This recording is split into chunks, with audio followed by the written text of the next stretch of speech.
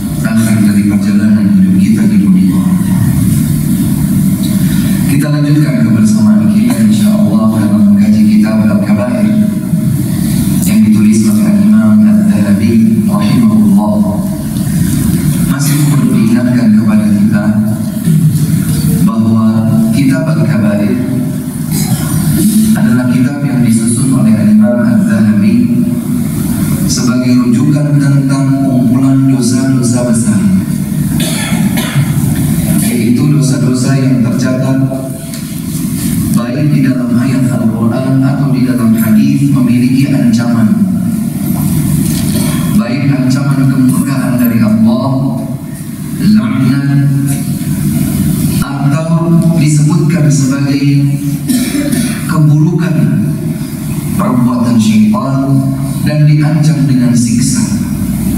Maka semua itu adalah indikator yang menunjukkan bahwa dosa bersangkutan adalah dosa yang besar.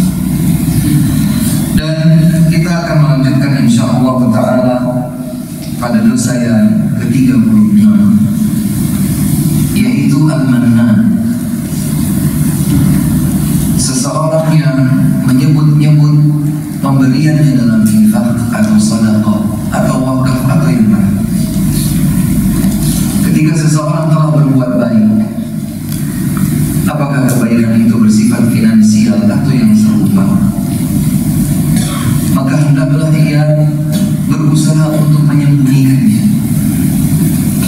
Dia tidak mencari pujian dan sanjungan dari manusia.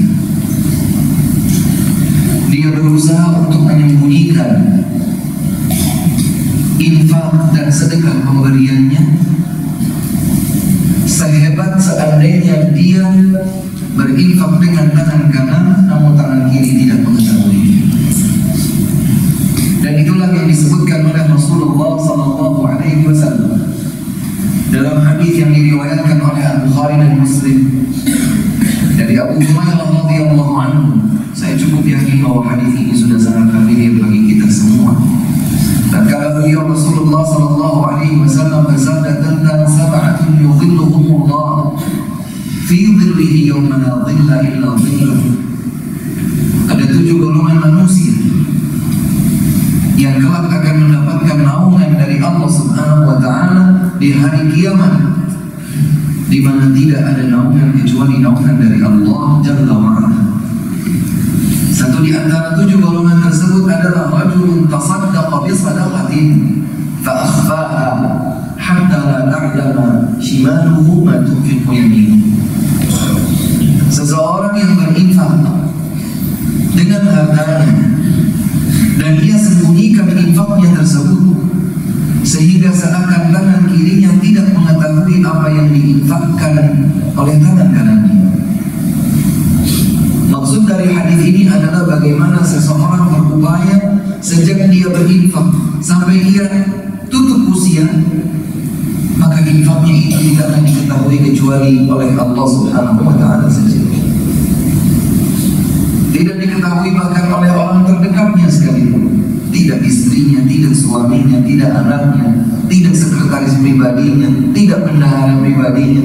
Dia berusaha semaksimal mungkin untuk menyembunyikan infak tersebut agar tertutup celah-celah, ingin disanjung, ingin dipuji, dan seterusnya. Maka pembahasan kali ini adalah tentang al-mannan.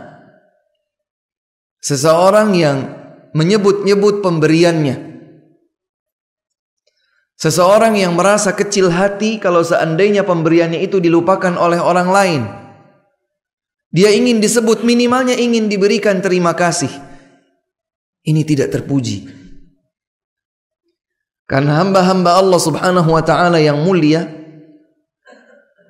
adalah hamba-hamba Allah yang dalam setiap kebaikannya dia bahkan tidak mengharapkan terima kasih dari orang lain.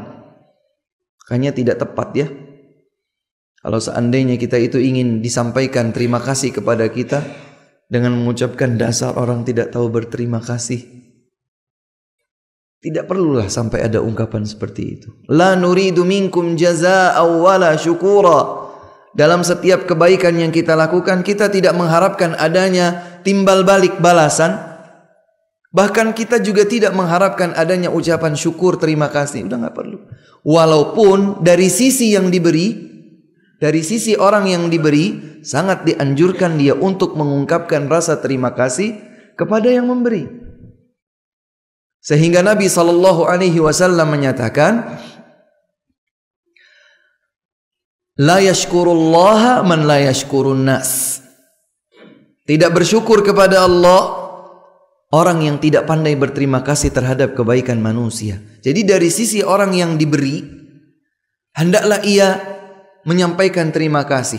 Seandainya dia terlupa atau terluput atau yang lain, maka dari sisi si pemberi, hendaklah ia tidak mengharapkan bahkan rasa terima kasih sekalipun. Dan biasanya godaan syaitan terhadap seorang hamba yang sedang berinfak di jalan Allah Subhanahu wa taala adalah senang hati kalau diungkapkan rasa terima kasih.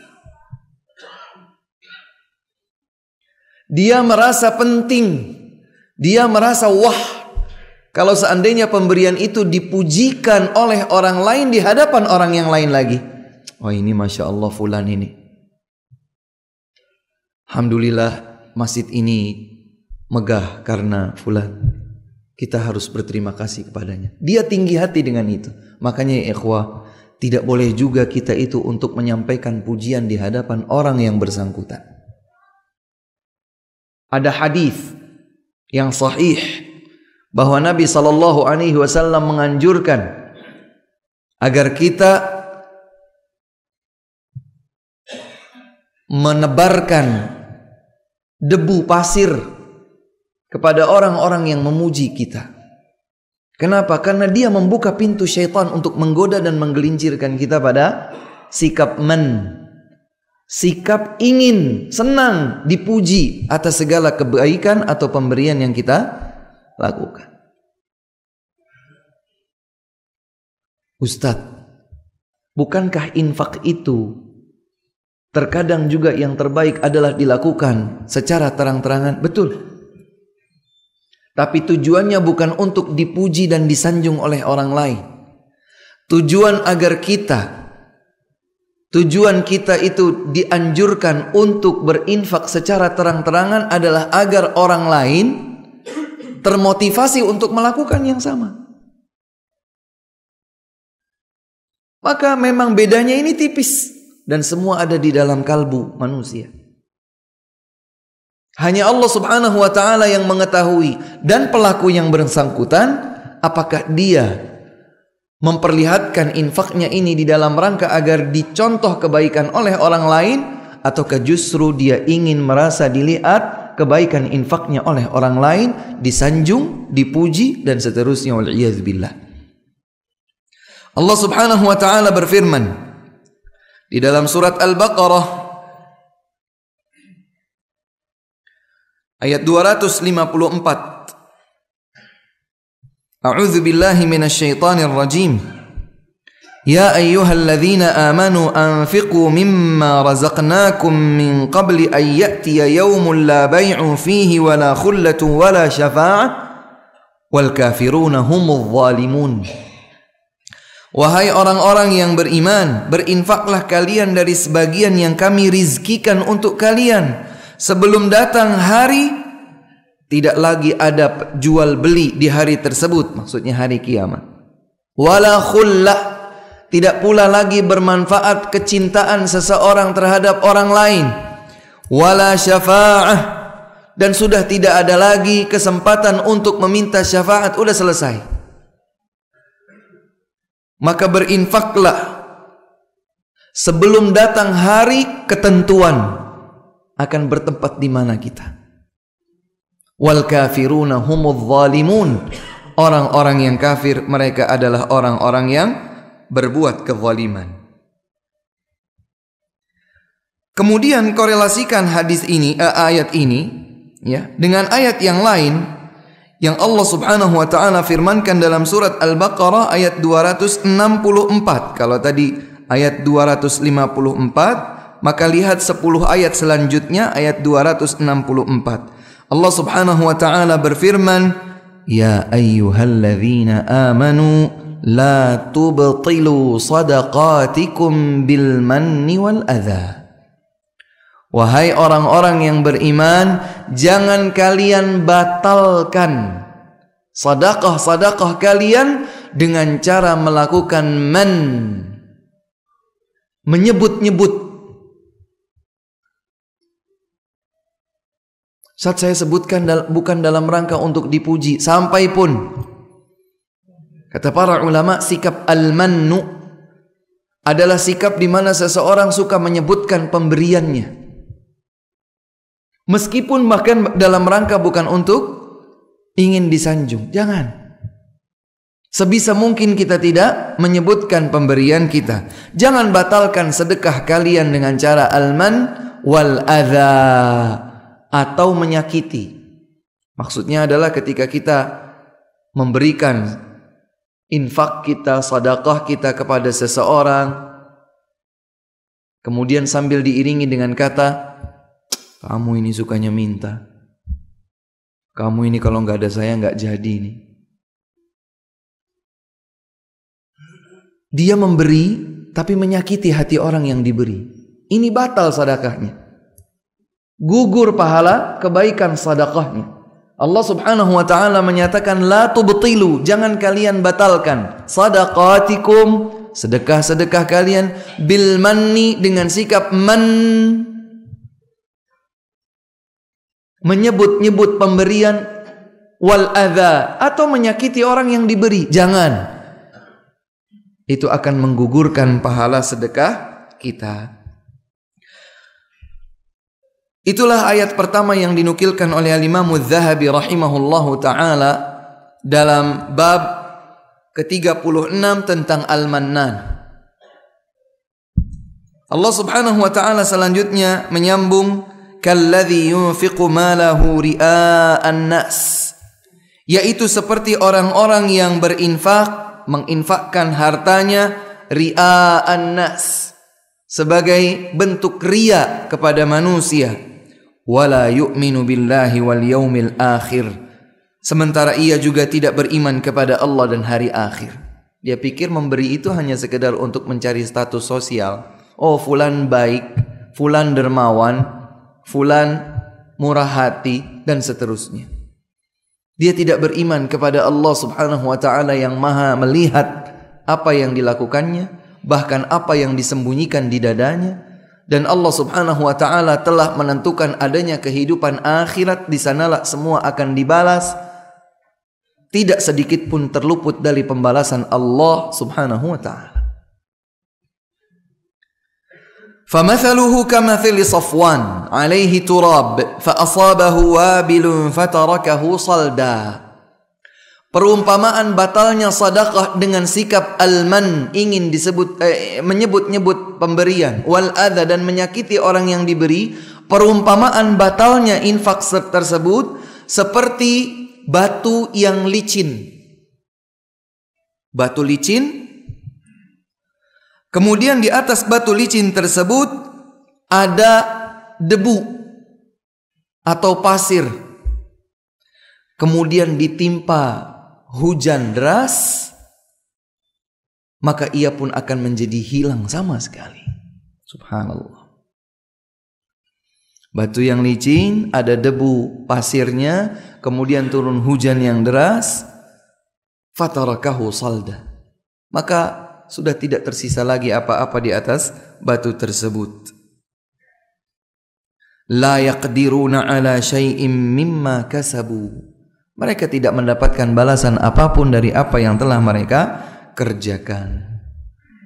Hadirin yang dimuliakan Allah Subhanahu wa ta'ala, maka sepantasnya lah kita untuk berupaya untuk terus bersedekah.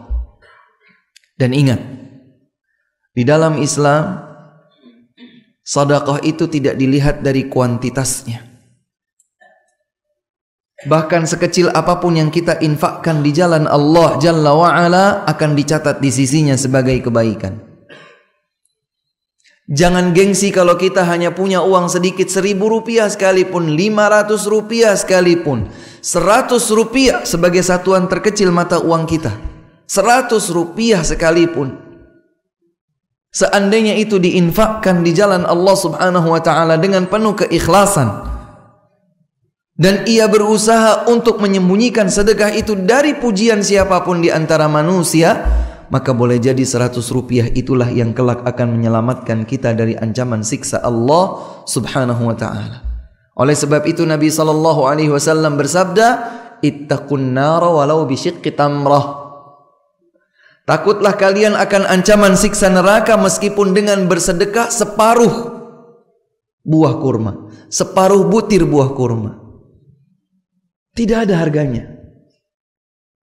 Tetapi yang seringkali diremehkan, diperkirakan tidak ada harganya, akan bisa menjadi penyelamat diri seseorang dari ancaman siksa neraka Allah Subhanahu wa ta'ala. Ittaqun nar walau bisyiqqi tamrah.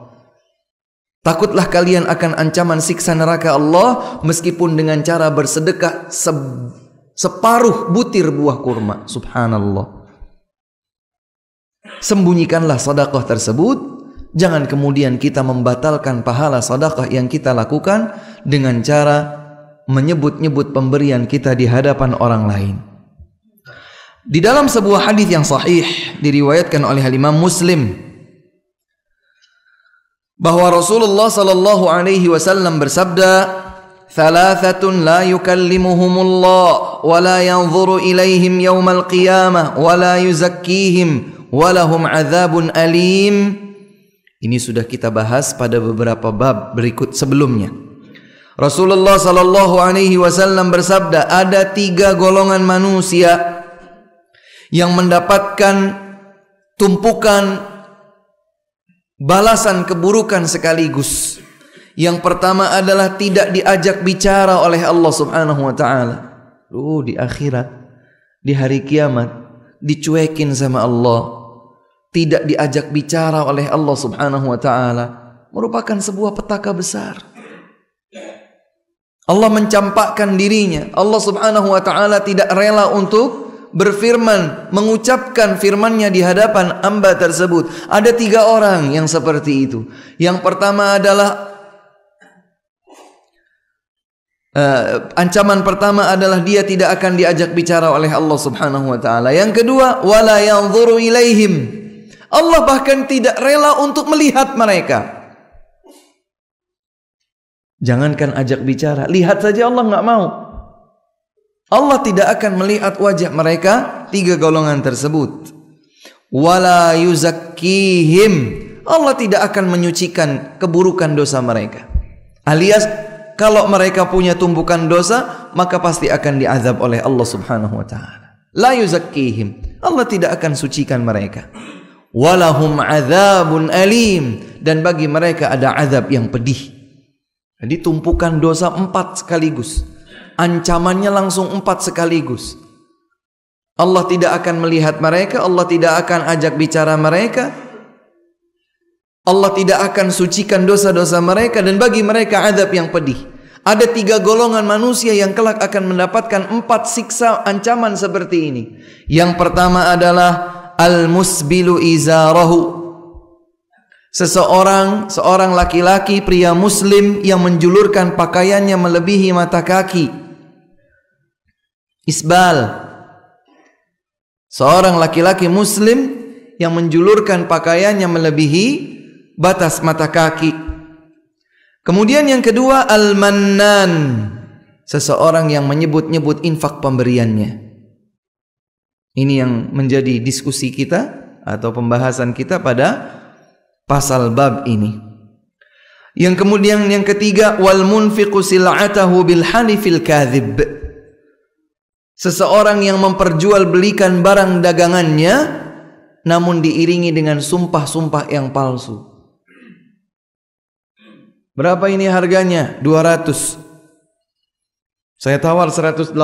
Wah, demi Allah itu sih modalnya aja belum dapat, padahal dia dusta.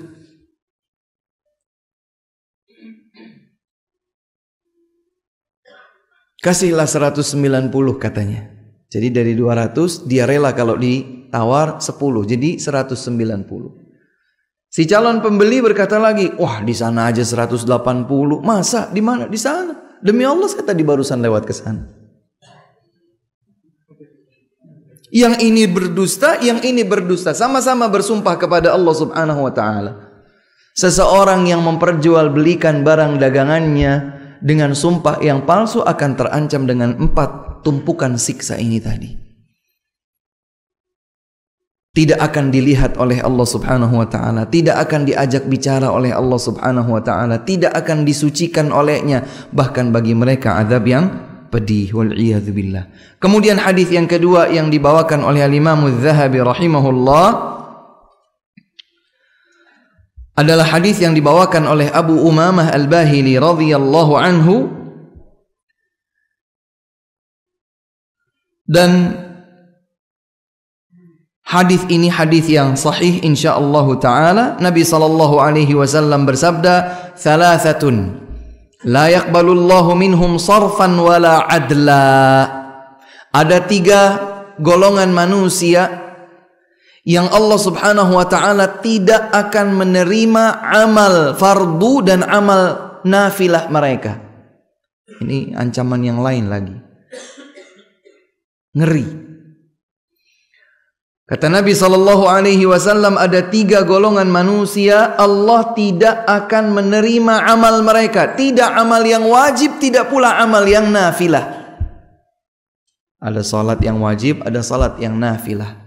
Ada puasa yang wajib, ada puasa yang nafilah. Ada amal-amal yang fardu, ada amal-amal yang anjuran nafilah. Allah tidak akan menerima darinya. Tidak amal yang fardu, tidak amal yang nafilah. Siapa mereka? 3 orang. Siapa sajakah 3 orang tersebut? Aqun, seorang anak yang durhaka kepada kedua orang tuanya. Setiap kali kita mendengar ada ayat atau hadis tentang kedurhakaan kepada kedua orang tua, maka jangan bayangkan hanya kita orang tua dan kita punya anak. Kita juga adalah anak-anak bagi kedua orang tua kita. Maka siapa saja di antara kita yang masih memiliki orang tua, atau mungkin kedua orang tuanya sudah tiada, bukan berarti kewajiban bakti terhenti. Berbaktilah kepada kedua orang tua, baik dalam kondisi mereka masih hidup ataupun dalam kondisi mereka sudah meninggal dunia. Kewajiban bakti seorang anak terhadap kedua orang tuanya terus berjalan. Dan ini tentu ada pembahasan yang panjang dan lebar dalam disiplin ilmu agama. Yang kedua, orang yang tidak akan diterima oleh Allah Subhanahu wa taala amalan fardu dan nafilahnya adalah mannan, seseorang yang suka menyebut-nyebut pemberiannya. Itu saya biasa itu menyantuni tiap bulan minimal 100 orang fakir miskin. Ya alhamdulillah, cukup. Ada 10 janda juga saya disebutkan.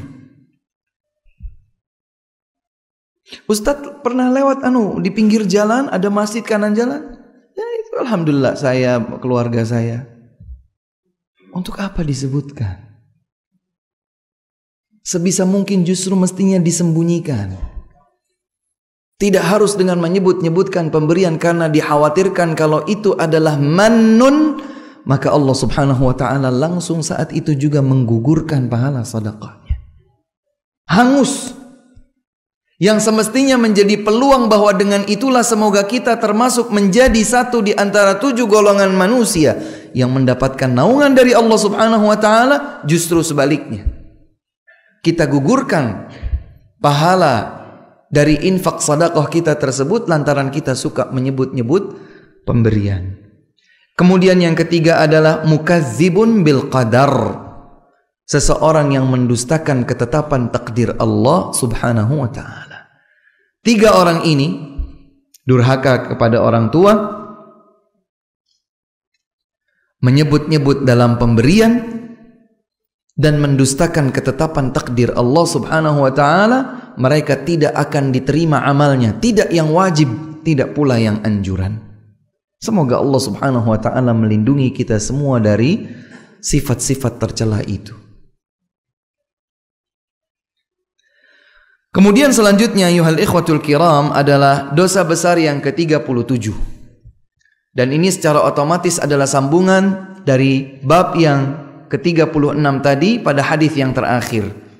Tadi disebutkan bahwa ada 3 golongan manusia yang tidak akan diterima amalnya oleh Allah Subhanahu wa taala, tidak amal yang wajib, tidak pula amal yang nafilah. Yang ketiga adalah al-mukadzibu bil qadar, seseorang yang mendustakan takdir. Maka pembahasan ke-37 dosa besar seorang yang mendustakan ketetapan takdir Allah Subhanahu wa taala. Dan ini tempatnya berawal di hati, di kalbu. Mendustakan takdir itu awalnya di kalbu. Kemudian bisa saja berdampak kepada sikap. berdampak kepada sikap. Makanya Islam menutup semua celah yang akan mengantarkan seseorang pada ketergelinciran mengingkari takdir. Maka tidak boleh misalnya meratapi musibah yang baru terjadi, seperti ditinggal wafat seseorang yang masih sangat dicintai. Tidak boleh meratap. Sekedar menangis karena kesedihan tidak mengapa. Sekedar menangis sebagai ungkapan kasih sayang kita kepada orang yang baru saja wafat misalnya, tidak mengapa. Dahulu Nabi SAW sempat menangisi salah satu di antara putra beliau yang meninggal dunia. Dalam riwayat yang lain beliau menangisi cucu beliau yang baru meninggal dunia. Kemudian seorang sahabat melihat dan bertanya, "Wahai Rasulullah, bukankah engkau melarang kita untuk menangisi seseorang yang meninggal dunia?" Kata Nabi SAW, "Innaha buka'u rahmah." Sesungguhnya tangisanku ini adalah tangisan kasih sayang. Maka tangisan ketika kita mengalami musibah itu tidak terlarang totalitas sama sekali, nggak boleh, nggak. Orang tua kita meninggal dunia, maka kita meneteskan air mata karena bersedih, berharap semoga Allah Subhanahu wa taala menjadikan tutup usianya sebagai husnul khatimah dan seterusnya.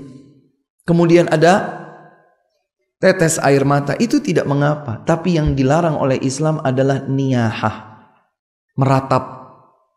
Seperti diantaranya adalah menangis sambil meronta-ronta, dan seterusnya. Untuk apa? Kalau sekedar tangisan seseorang mengungkapkan rasa rahmah, sayang, dan rasa kesedihannya terhadap wafatnya orang yang masih dicintainya, maka itu insya Allah masih pada batasan yang normal, boleh. Ya. Maka Islam tidak memperbolehkan niyahah, ratapan, karena itulah yang juga diantaranya dapat menyebabkan hamba tersebut tergelincir dalam dosa yang sangat besar, yaitu mendustakan takdir. Dan ditutup oleh Islam. Semua yang akan mengantarkan kita kepada kekeliruan ditutup oleh Islam. Inilah yang kemudian disebut sebagai sadduz dzari'ah, menutup celah-celah yang terbuka agar tidak seseorang hamba itu terjatuh ke dalam dosa tersebut. Dan perlu diingatkan kepada kita semua, ayuhal ikhwatul kiram, tentang iman terhadap takdir. Kita tahu rukun iman ada berapa? Ada 6. Iman kepada Allah, iman kepada para malaikat, iman kepada kitab-kitab yang diturunkan oleh Allah, iman kepada para nabi dan rasul, iman kepada hari akhir, dan yang paling akhir dari 6 rangkaian rukun iman ini adalah iman kepada al-qadha wal qadar, ketetapan qadha dan takdir dari Allah Subhanahu wa taala, yang baik ataupun yang buruk. Sekedar sebuah menjadi catatan bahwa konsekuensi dari beriman terhadap takdir ada 4. Dan inilah yang oleh para ulama disebut sebagai maratibul qadar. Tahapan-tahapan beriman terhadap takdir ada 4. Yang pertama adalah beriman bahwa Allah Subhanahu wa taala mengetahui segala sesuatu secara umum ataupun terperinci. Allah Maha mengetahui.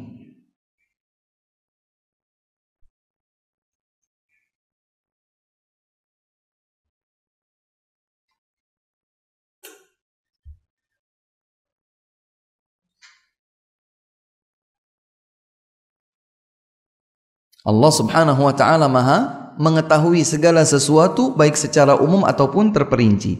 Yang kedua, Allah Subhanahu wa taala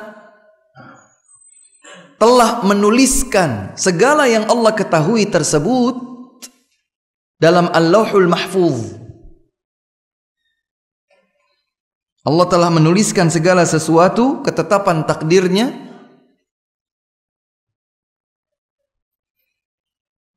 di Al-Lauhil Mahfuz. Hal ini sebagaimana firman Allah Subhanahu wa taala dalam surat Al-Hajj ayat 70. Allah Subhanahu wa taala berfirman, ya, jadi dua-duanya langsung disebutkan dalam satu ayat. Allah Subhanahu wa taala mengetahui segala sesuatu, Allah Subhanahu wa taala menuliskannya dalam Al-Lauhul Mahfuz. Keduanya disebutkan dalam surat Al-Hajj ayat 70. Allah Subhanahu wa taala berfirman, "Alam ta'lam anna Allah ya'lamu ma fis samawati wal ma fis samai wal ardi, inna dzalika fi kitab, inna dzalika 'ala Allah yasir." Tidakkah engkau mengetahui bahwa Allah Subhanahu wa taala Maha berilmu, mengetahui segala sesuatu yang ada di langit dan di bumi? Allah mengetahui segala sesuatu yang ada di langit dan di bumi. Ya'lamu ma fis samawati wa ma fil ard. Allah mengetahui. Jangankan yang nampak, yang kita seringkali tidak hiraukan, jatuhnya daun kering, Allah Maha mengetahuinya. Allah Subhanahu wa taala mengetahuinya. Wa ma tasqutu min waraqah, tidaklah satu helai daun yang jatuh dari tangkainya. Wala ratbi wala yabis, tidak pula sesuatu apapun yang lembab maupun yang kering, illa fi kitab, kecuali Allah Subhanahu wa taala mengetahui dan mencatatnya dalam Alkitab, dalam Al-Lauhul Mahfuz. Demikian pula Allah menyatakan di dalam ayat 70 surat Al-Hajj ini, inna dzalika fi kitab, sesungguhnya hal tersebut ada di dalam catatan Alkitab Al-Lauhul Mahfuz. Dan dalam sebuah riwayat dalam Sahih Muslim, Rasulullah sallallahu alaihi wasallam bersabda, kataballahu maqadiral khalaiq qabla an yakhluqas samawati wal arda bi 50,000 sanah. Allah Subhanahu wa taala menulis ketetapan takdir seluruh makhluk sebelum menciptakan langit dan bumi 50.000 tahun lamanya. Jadi 50.000 tahun sebelum Allah ciptakan langit dan bumi, Allah telah menuliskan ketetapan takdir semua yang berkaitan dengan para makhluknya. Subhanallah. Jadi konsekuensi dari kita beriman terhadap takdir adalah yang pertama, beriman bahwa Allah Subhanahu wa taala mengetahui segala sesuatu. Yang kedua, beriman bahwa Allah Subhanahu wa taala telah menuliskan segala sesuatu yang ditetapkannya dalam takdir. Sudah dicatat semuanya. Ayatnya banyak, hadisnya juga banyak. Yang ketiga, Allah Subhanahu wa taala berkehendak untuk melakukan apapun yang Allah kehendaki. Allah memiliki kehendak. Setelah Allah mengetahui dan Allah mencatatnya, Allah menghendaki sesuatu terjadi, maka pasti akan terjadi. Dan yang keempat,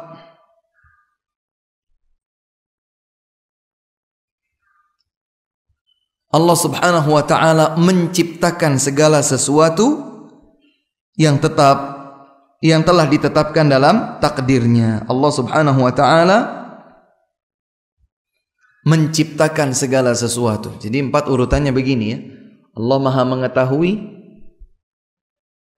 Allah Subhanahu wa taala telah menulisnya, Allah Subhanahu wa taala menghendaki terjadi, dan Allah Subhanahu wa taala menciptakan segala sesuatu yang ada di dalam ketetapan takdir. Berilmu, mengetahui, menuliskannya, menghendakinya, dan menciptakannya. Itulah maratibul qadar, tahapan-tahapan beriman terhadap takdir Allah Subhanahu wa taala. Dan untuk yang kedua, poin ketiga dan keempat tadi, Allah Subhanahu wa taala sebutkan di dalam satu ayat, tepatnya dalam surat Al-Qasas, surat ke-28 ayat 68. Allah Subhanahu wa taala berfirman, "Wa rabbuka yakhluqu ma yasha'u wa yakhtar." Dan Rabbmu menciptakan apapun yang dikehendakinya serta memilih. Jadi Allah memilih serta menciptakan apapun yang dikehendakinya. Inilah yang disebut dengan maratibul qadar, bahwa Allah Subhanahu wa taala mengetahui segala sesuatu, menuliskan segala sesuatu, menghendaki segala sesuatu, dan menciptakan segala sesuatu. Ustadz, maaf, belum masuk di dalam nalar pikiran saya. Maka ini tidak berlaku pada konsekuensi iman. Sekarang kita beriman kepada Allah Subhanahu wa taala. Allah itu seperti apa?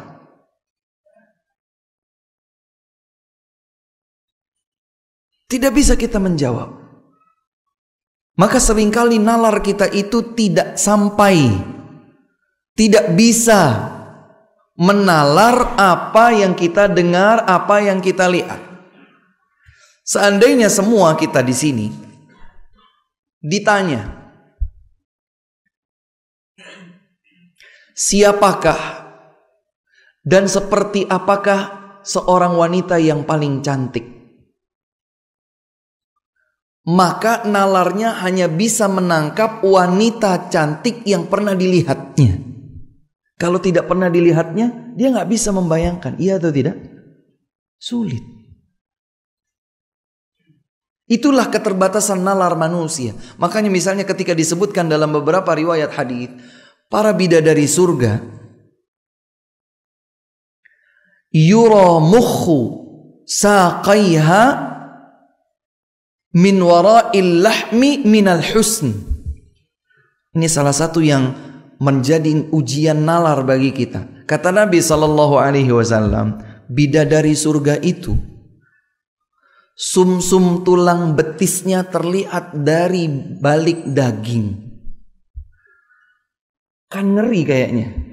Nalar kita tuh nggak nangkep gitu.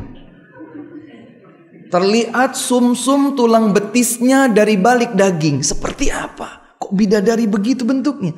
Maka untuk menghilangkan keterbatasan nalar sehingga keliru menangkap, Nabi tambahkan di bagian akhirnya minal husni, saking cantik dan indahnya. Kita nggak bisa nangkap karena nalar kita manusia itu terbatas. Maka kalau sudah bicara takdir, kemudian seseorang berkata, maaf Ustaz, urusan takdir ini nggak nangkep saya, nalar saya ini belum bisa menerima. Ya nalar kita sebagai manusia ini memang seringkali terbatas, mentok. Membayangkan sumsum tulang betis terlihat dari balik daging. Kita tulang betis kayak apa aja kita belum pernah lihat.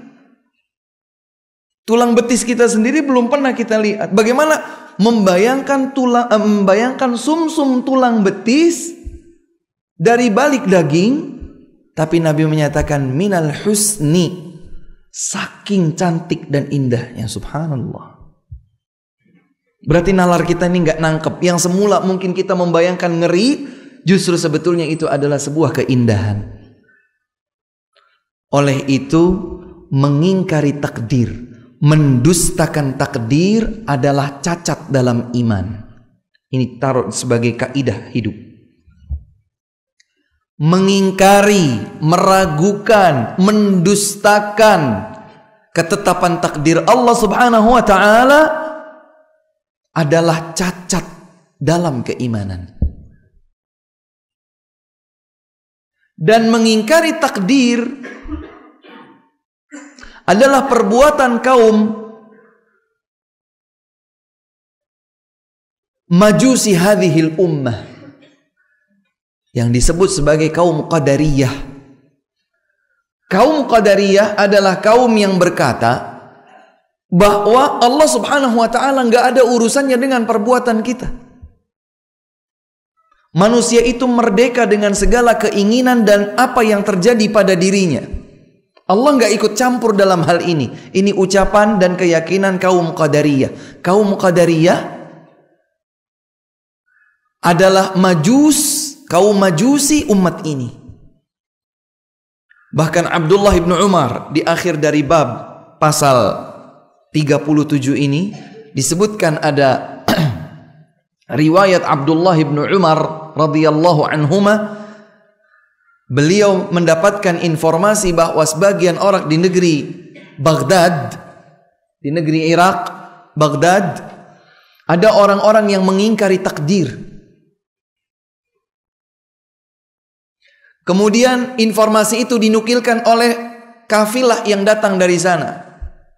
Bertanya mereka tentang keyakinan keliru tentang takdir tersebut. Kata Abdullah ibn Umar, sampaikan kepada mereka, saya berlepas diri dari keyakinan mereka dan keyakinan mereka terlepas diri dari saya. Karena ketika seseorang sudah mengingkari takdir, dia sudah bermain-main dengan zona kekufuran. Bisa keluar dari batasan keimanan. Makanya dijadikan sebagai salah satu di antara 6 rukun. Rukun itu artinya pilar yang tidak boleh hilang. Kalau gugur satu saja maka akan gugur bersamanya segala bagian keimanan. Bahkan misalnya kalau seseorang kufur terhadap satu nabi saja, maka menjadi gugur keimanannya.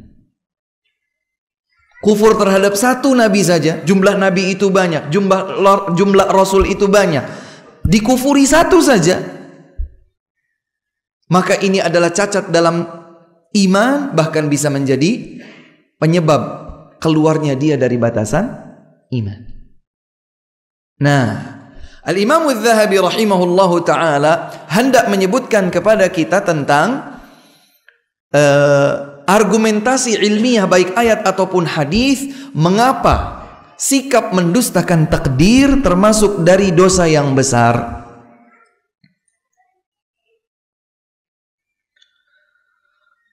Ada hadis yang sahih diriwayatkan oleh At-Tirmidzi, At-Tahawi, Ibnu Hibban, Ibnu Abi Asim, Al-Hakim, At-Tabarani, Al-Baihaqi dan seterusnya. Juga diriwayatkan oleh Al-Imam Adz-Dzahabi dalam kitab ini, Rasulullah sallallahu alaihi wasallam bersabda, "Sittatun la'antuhum." Ada 6 golongan orang yang aku laknat. Wa la'anahumullah, dan Allah melaknat mereka juga. Berarti laknatnya datang dari berapa? Dari 2, dari Allah dan Rasulnya. Sittatun la'antuhum. Ada 6 jenis orang yang aku laknat mereka. Nabi melaknat mereka. Wa la'anahumullah, dan Allah Subhanahu wa taala juga melaknat mereka. Wa kullu nabiyyin mujab. Nabi tegaskan, ingat bahwa doa setiap nabi pasti terkabul. Yang disebut laknat itu, Pak, doa yang dipanjatkan agar orang yang dilaknat ini jauh dari rahmat kasih sayang Allah Subhanahu wa taala. Jadi melaknat itu artinya adalah mendoakan keburukan pada diri seseorang agar dijauhkan dari rahmat Allah Subhanahu wa taala. Laknat tidak boleh ditetapkan kecuali yang ada dalam Al-Qur'an dan hadis yang sahih. Laknat berhak diberikan kepada siapa saja yang ditetapkan berhak mendapatkan laknat, baik dalam ayat ataupun hadis yang sahih. Hadis ini sahih. Nabi bersabda, ada 6 golongan orang yang aku laknat sebagaimana juga Allah melaknat mereka. Yang pertama, al-mukadzibu biqadar, seseorang yang mendustakan takdir. Yang kedua, az-zaidu fi kitabillah, yang menambah-nambahkan sesuatu dalam kitabullah Al-Quran. Jadi jangan tambahkan sesuatu. Apalagi kalau sekarang misalnya muncul dari sebagian orang yang dikenal dengan kaum Syiah atau Rafidhah meyakini bahwa mushaf Al-Quran kaum mukminin sekarang ini kurang, sehingga mereka menambahkannya. Menambahkan sesuatu pada Al-Quran merupakan penyebab laknat. dari Allah Subhanahu wa taala dan Rasulnya sallallahu alaihi wasallam. Kemudian yang ketiga, al-mutasallitu bil jabarut. Yang ketiga adalah seseorang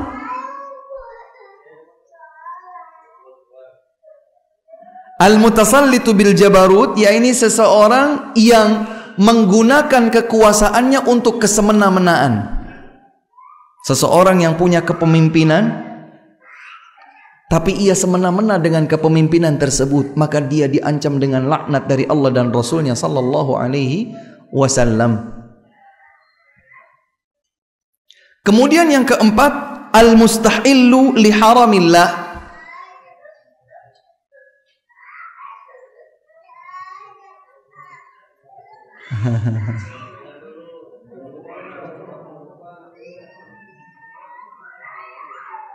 Boleh dikondisikan dulu, akhi, silahkan. Digendong dulu mungkin.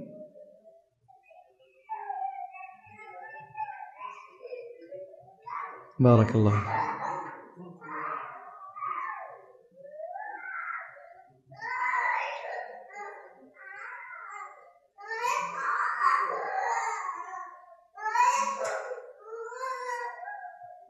Barakallah.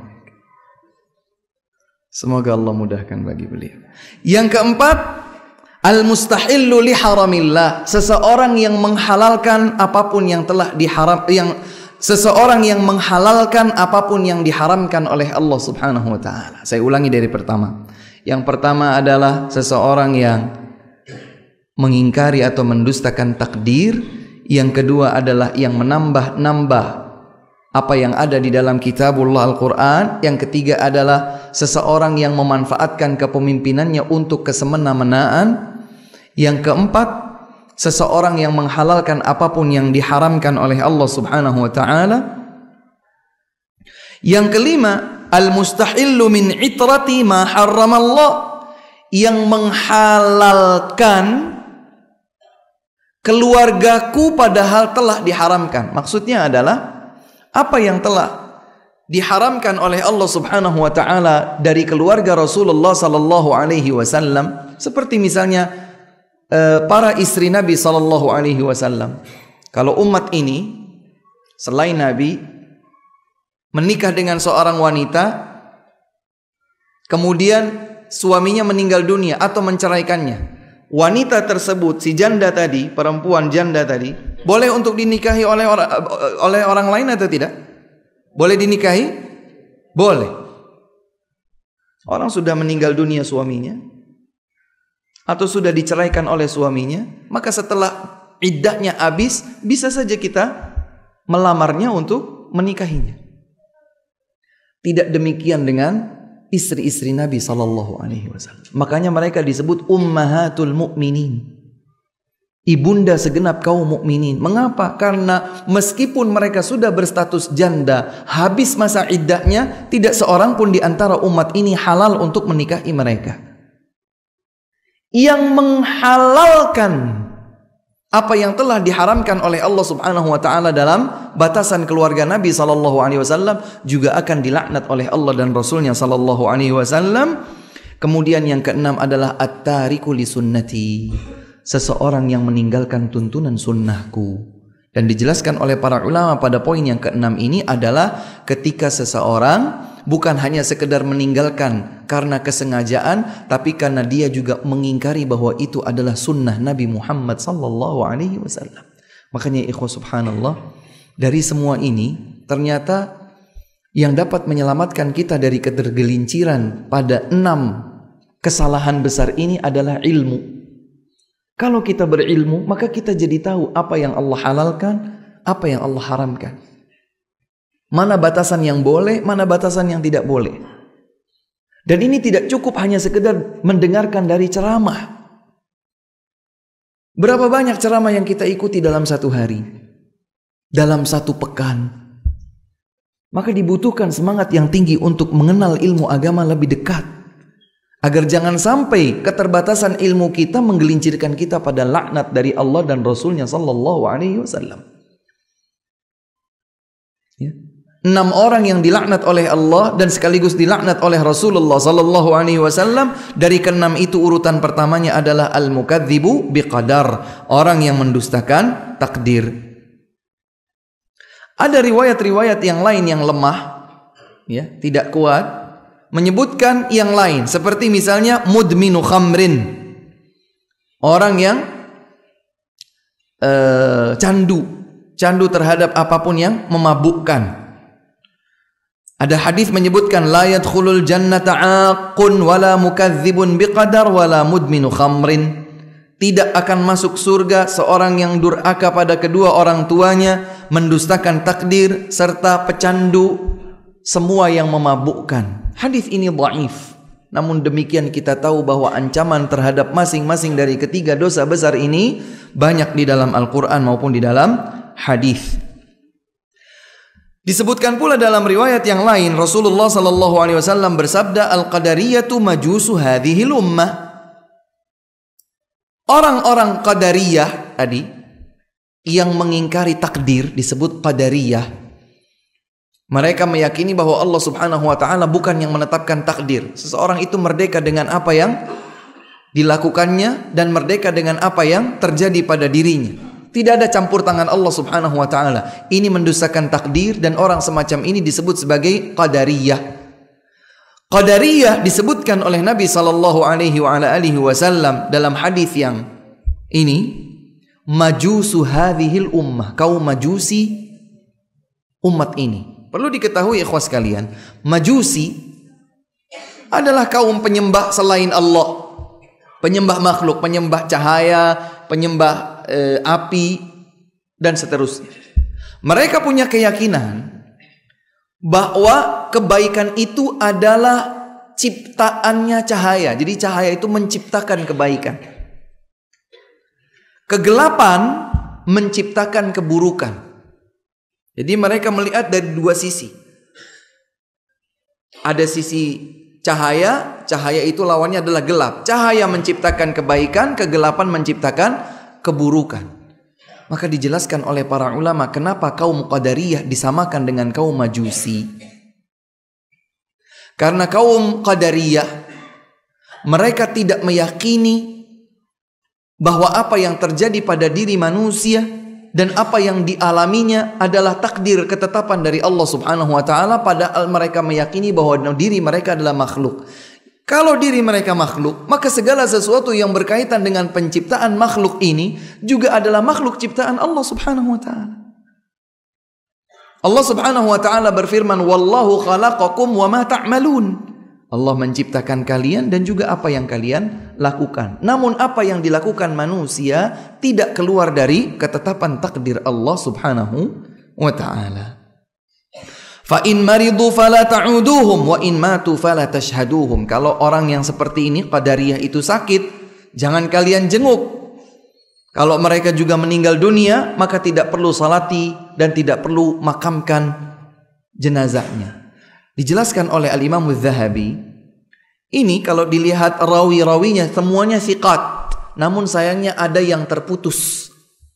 Sehingga hadis ini dinyatakan tidak sahih, meskipun hadis-hadis yang lain menyatakan, ayat-ayat yang lain juga menguatkan bahwa mengingkari takdir ada ancaman yang berat mengintainya.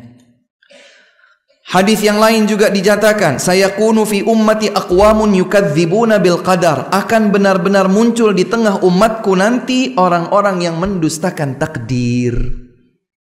Kira-kira muncul nggak itu di zaman kita? Sudah ada atau belum? Orang-orang yang mengingkari takdir. Udahlah, nggak usah bicara takdir. Dengan jelas mereka mengucapkan, saya nggak percaya dengan takdir. Apa yang saya usahakan akan terjadi, yang tidak saya usahakan tidak akan terjadi. Ini kekeliruan yang sangat vital dan fatal.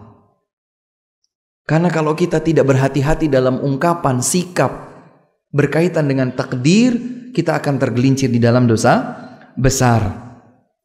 Nabi juga bersabda, yakunu fi hadhil ummati khasfun wa maskhun aw qadhfun fi ahlil qadar. Akan ada di tengah umat ini satu, khasfun, khasf itu kejadian ditelannya bumi.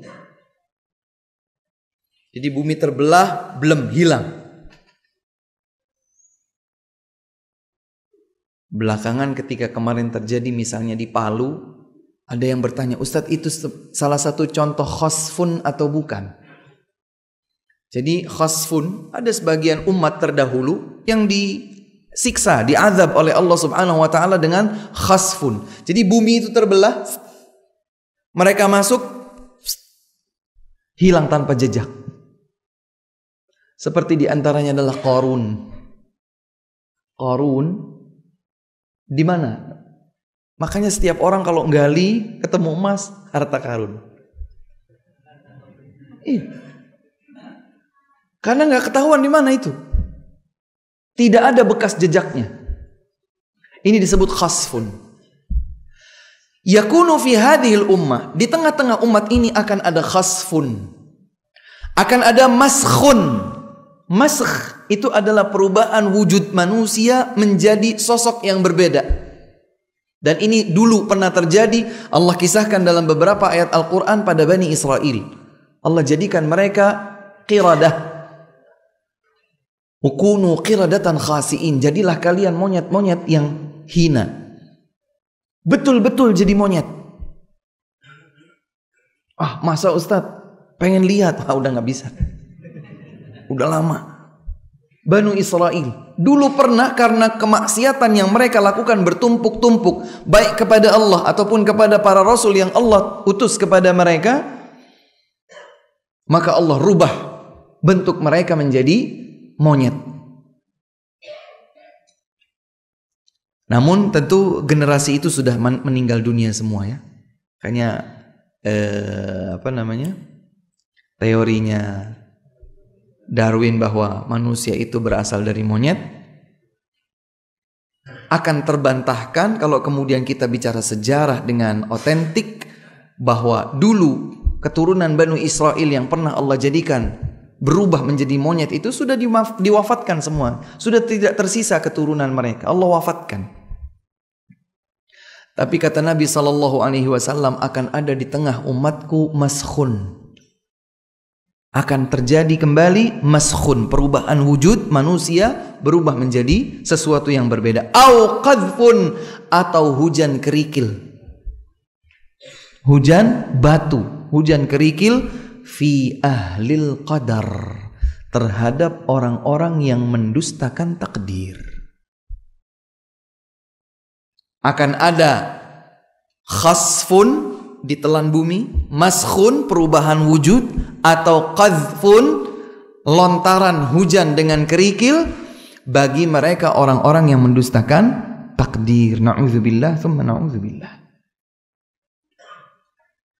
Nabi SAW juga bersabda, la yu'minu 'abdun hatta yu'mina bi arba'. Tidak sempurna iman seorang hamba jika sampai dia beriman terhadap 4. Bersaksi bahwa tidak ada ilah yang berhak disembah kecuali Allah, dan bahwa Nabi adalah utusan Allah. Ia juga beriman terhadap kebangkitan hari akhir, dan dia juga beriman terhadap takdir. Kemudian Imam Az-Zahabi rahimahullahu ta'ala sayangnya menukilkan beberapa riwayat yang lemah ya. Bahkan lemahnya lemah banget, mendekati mungkar. Bahkan beliau memberikan keterangan, hadhil ahadits la tathbutu li dha'fi ruwatiha. Beliau mengakui bahwa hadis-hadis ini adalah hadis-hadis yang lemah karena kelemahan kapabilitas dan kredibilitas para perawinya. Kemudian yang terakhir dalam bab ini, hadirin yang dimuliakan Allah Subhanahu wa taala, adalah yang tadi kami isyaratkan tentang Abdullah ibnu Umar radhiyallahu taala anhuma, yang menyatakan bahwa aku berlepas diri, ya, aku berlepas diri dari siapapun yang mengingkari takdir. Kabarkan kepada mereka bahwa aku berlepas diri dari pengingkaran mereka terhadap takdir. Ini kiranya yang dapat kami sampaikan. Wallahu ta'ala a'lamu bis-shawab. Sebelum ditutup, jika ada pertanyaan dipersilahkan.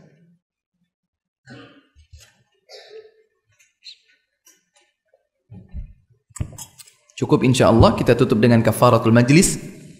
Subhanakallahumma wa bihamdika asyhadu an la ilaha illa anta astaghfiruka wa atubu ilaik. Wassalamualaikum warahmatullahi wabarakatuh.